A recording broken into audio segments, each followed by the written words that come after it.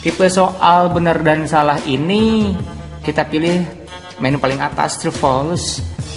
Nah, di sini kita hanya biasanya membuat statement atau membuat sebuah ungkapan di mana kalimat yang diungkapkan atau dijadikan statement itu ditanya apakah statement di atas itu adalah benar atau salah gitu ya.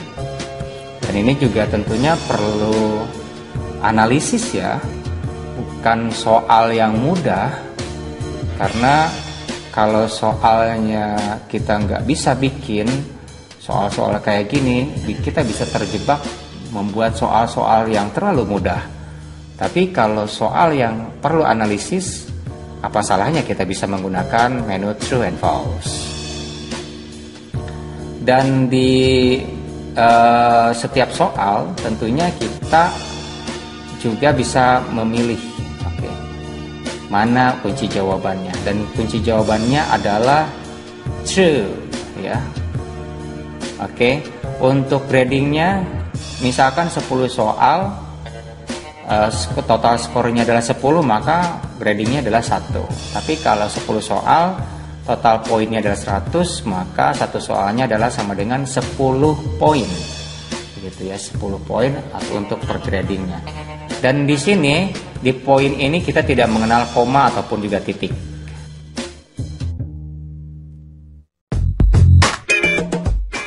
Di tipe soal pilihan ganda ini ya, ini adalah soal yang paling umum kita gunakan sehari-hari di sekolah. Kita bisa membuat pertanyaannya, kita bisa menyusun choice-nya ataupun juga pilihan-pilihannya. Saya akan mengambil satu soal, ini ada satu soalnya, saya ambil langsung dari Microsoft Word, saya blok, terus saya copy, terus saya masukkan ke dalam Schoology, tinggal dipaste aja. Setelah itu saya blok hurufnya, ya saya rapikan dulu. Nanti kita ambil beberapa multiple choice-nya.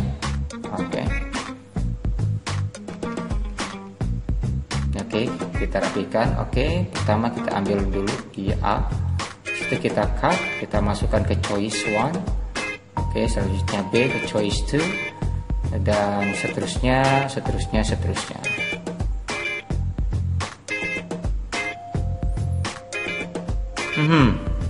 Di sini kita tinggal merapikan saja soalnya seperti apa, opsinya seperti apa. Kalau sudah terlihat rapi, kita bisa pergi ke pengaturan lainnya. Pengaturan lainnya adalah di situ tuh boleh diacak ya, randomize. Terus juga gradingnya 10. Nah, kalau kita multiple choice-nya pengen ditambah menjadi 5 atau menjadi 6, menjadi 7, kita bisa klik add more choice tentunya. Nah, contohnya ini kita tambah add, maka nambah ya. Tapi kalau kita mau menghapusnya karena terlalu kebanyakan, kita juga bisa klik remove ya. Nah, dan jangan lupa kalau setelah selesai kita klik create. Di menu soal ordering ini kita tinggal buat soal, yang soal itu memberikan instruksi kepada siswa untuk mengurutkan langkah-langkah ataupun tahap-tahap ataupun juga statement yang benar sesuai dengan urutannya atau susunannya yang tepat. Biasanya ini digunakan untuk teks prosedur biasanya. Contohnya di sini seperti apa yang harus dilakukan untuk mencuci pakaian itu ya, urutannya. Pertama, urutan yang benar ya, 1, 2, 3, 4 itu ke bawah menurun. Kita isi dengan urutan yang benar ya. Pertama kita masukkan deterjen lah ya ke dalam air ya. Setelah itu rendam pakaiannya. Setelah itu kita kucek ataupun juga bersihkan. Setelah itu bilas dengan air bersih. Itu kan urutannya yang benar. Nah, nanti pas begitu di siswa munculnya itu urutannya nggak benar. Nah, nanti sama mereka itu suruh diklik lalu disusun gitu ke urutan yang benar gitu. Ini untuk contoh untuk mencuci ini kan paling gampang. Kalau Bapak Ibu atau sahabat-sahabat punya soal yang harus menyusun teks prosedur, contohnya misalkan cara untuk mengaplikasikan pestisida kepada tanaman, atau cara mengaplikasikan oli ke mesin sebagai langkah perawatan gitu kan. Nah ini kan cocok banget itu untuk mereka tuh mana step-step yang pas gitu ya, sesuai dengan apa yang sudah mereka pelajari, sesuai dengan pengalaman mereka. Oke, jangan lupa untuk mengisi grading. Setelah itu juga jangan lupa untuk untuk meng-create ya, untuk meng-create question.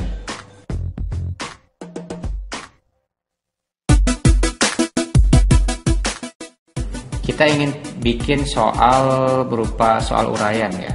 Jadi siswa kita suruh atau kita kasih instruksi untuk membuat sebuah jawaban esai atau menulis ya. Tentunya dengan pakai keyboardnya mereka dong, nggak pakai pena atau apalagi pensil ya. Di monitor lagi, dan tidak mungkin. Jadi mereka ketik, isikan, tapi mungkin dengan karakter-karakter yang kita sudah tentukan. Misalkan nggak boleh lebih dari 500 karakter, nggak boleh lebih dari 1000 karakter, kan memble juga kita bisa bacanya atau ngoreksinya. Jadi diusahakan bikin esai yang singkat. Tapi kalau misalkan Bapak Ibu atau sahabat-sahabat yang mengajar bahasa Indonesia memberikan tugas kepada siswanya untuk mengarang atau membuat cerpen atau membuat apapun lah itu yang karakternya banyak, kita jangan menggunakan karakter limit ya. Jadi kalau kita gunakan karakter limit ya dia akan terbatas.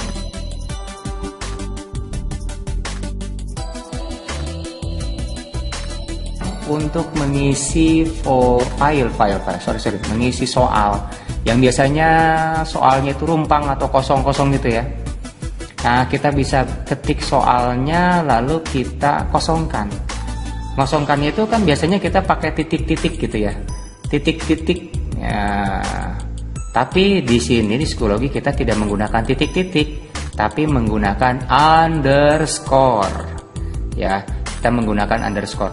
Kalau underscore-nya 1, artinya rumpangnya itu 1 atau kosongnya itu 1. Kalau underscore-nya 2 kali, maka itu rumpangnya berarti 2. Kalau underscore-nya 3 kali kita pencet, maka rumpangnya jadi 3. Contoh seperti kalimat ini nggak muncul. Kenapa?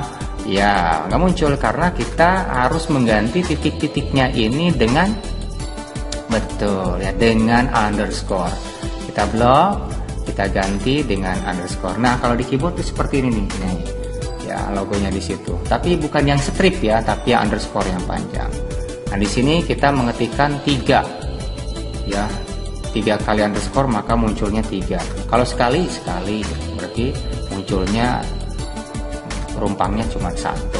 Dan kita juga bisa memasukkan yang namanya kata kuncinya. Ya, kata kuncinya seperti itu. Oke, jangan lupa untuk memberikan grading dan create question. Di tipe soal mencocokkan ini, coba kita lihat. Matching ya.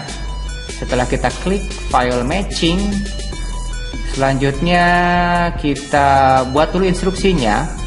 Instruksinya harus begini, begitu ya. Jadi biasanya cocokkanlah gitu.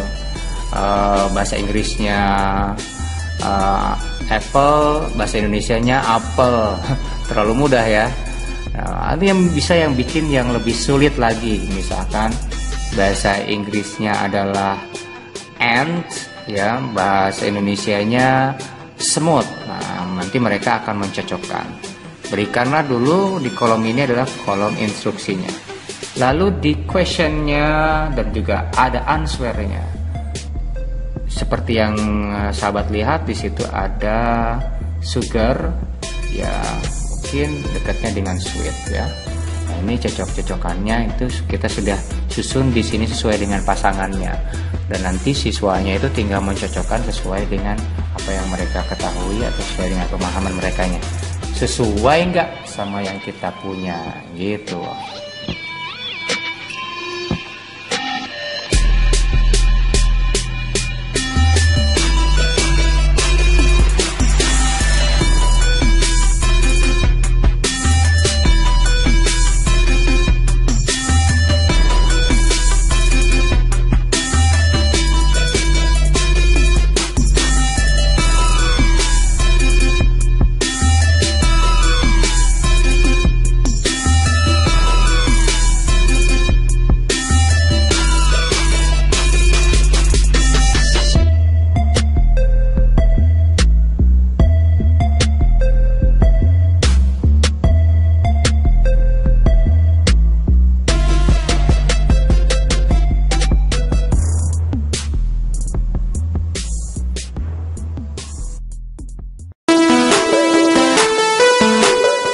Coba kalau kita pengen masukin video, gambar dan sebagainya, kita tinggal masuk aja ke klik image, lalu kita attach file dan kita langsung ambil dari komputer kita. Oke, contohnya saya kasih soal listening deh. Soal listening ini gambarnya akan muncul. Oke, lalu biasanya kalau di soal fotografi itu muncul gambar dan audio. Audionya kita masukkan. Nah, oke, audionya kalau sudah dimasukkan kita atur bentuk ataupun juga ukurannya ya supaya pas itu playernya. Lalu kita isi untuk multiple choice-nya ya, choice A, choice B, choice C, choice D dan seterusnya. Jangan lupa juga untuk mencentang kunci jawabannya. Di sini kunci jawabannya saya kira-kira pilih A saja deh. Dan itu jangan lupa untuk memeriksa dan create question. Tampilan nanti di soal seperti ini ya, atau lebih lengkapnya di soal seperti ini. Iya.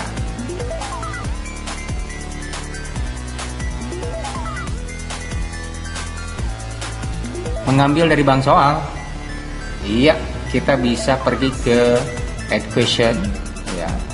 Add questionnya ini kita pilih from resource ya, kita ambil individual atau random question, kita bisa ambilnya.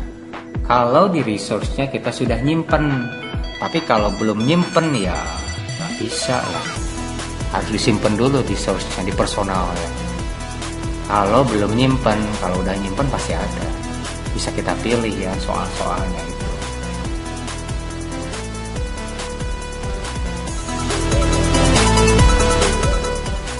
Kalau kita ingin mengimport soal sejeblok gitu kan, 100 soal sekaligus bisa masuk dengan cara kita menggunakan menu Blackboard.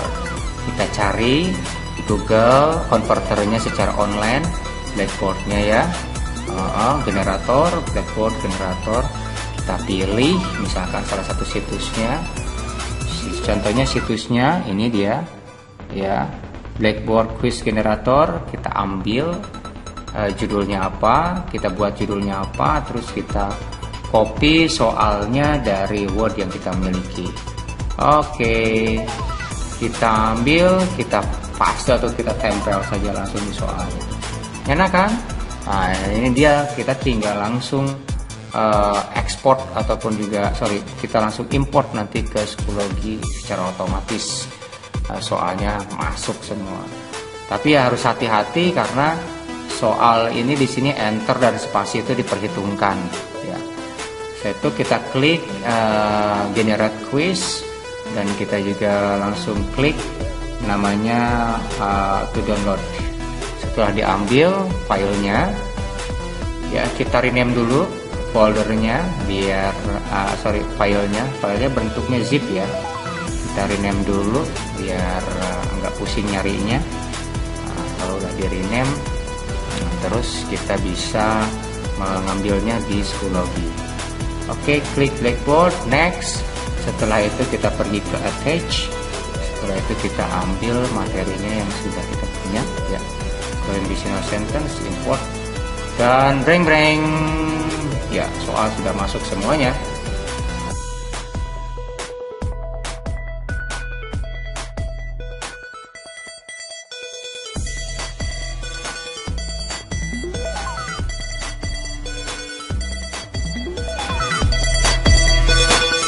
Sebelum soal kita ujikan, angka baiknya kita klik menu previewnya, lalu kita lihat dulu soal-soal yang akan kita tampilkan.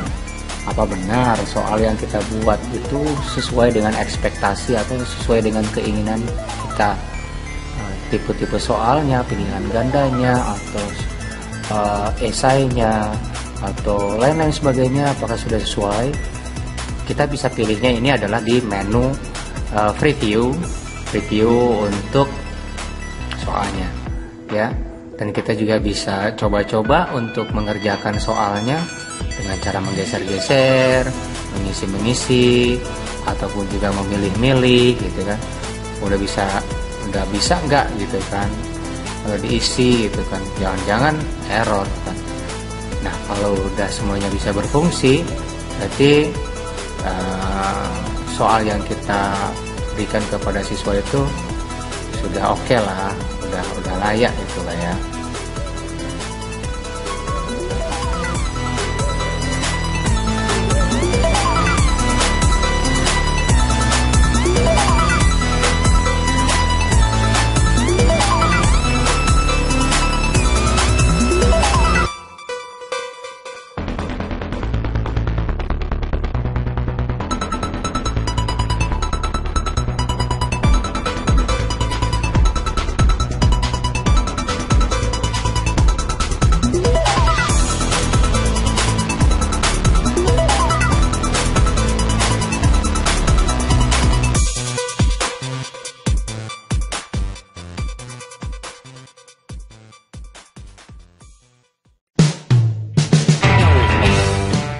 Kita setting dulu ya, ada disable menjadi enable, ada time limit, ada time limit, ada description, dan macam-macam, banyak banget tentunya aturan di sini sesuai dengan yang kita harapkan. Ekspektasi soal kita itu mau diujikan seperti apa. Yang pasti kalau mau diujikan harus di enable dulu, kalau nggak di enable ya iso. Jadi harus di enable, dan pilihan-pilihannya itu enable banyak. Ada enable dudet ya, ada juga enable-nya yang cuma enable aja. Time limitnya 10 menit aja misalkan, terus juga time limitnya 1, 2, atau 3, terserah gitu ya. Yang biasanya kita bisa memilih kalau 3 itu memilih mana nilai terakhirnya, high score, last score, atau average, atau rata-rata nilai gitu ya, dari perolehannya selama dia mencoba begitu. Randomize tentunya direndam ataupun juga diacak-acak ya, using page per bricks, jadi satu soal satu halaman, atau kita pengennya berat aja sekalian ya, satu kuis itu satu halaman gitu kan, dari nomor 1 sampai nomor 10 cuma satu halaman.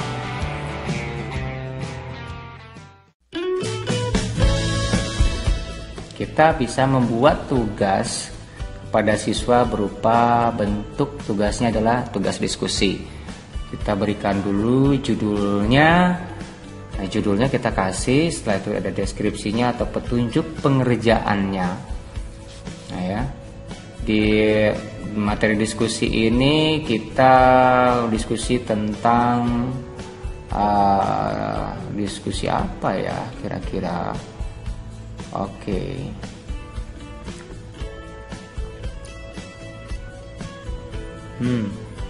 Diskusi materi tentang cause and effects. Oke. Deskripsinya, dudetnya sampai kapan, terus juga kita bisa nanti create ya. Kalau sudah create berarti pekerjaannya sudah bisa dikerjakan.